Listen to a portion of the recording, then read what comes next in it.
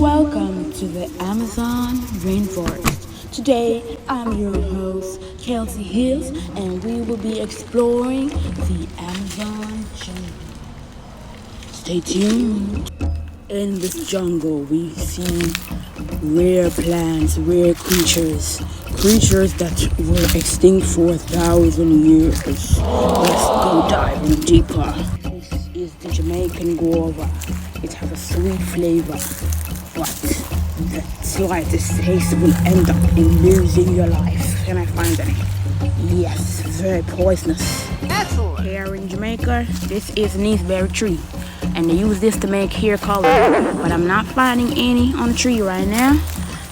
But it says that rat bats love this fruit, so all the rat bats can come and eat raw hair.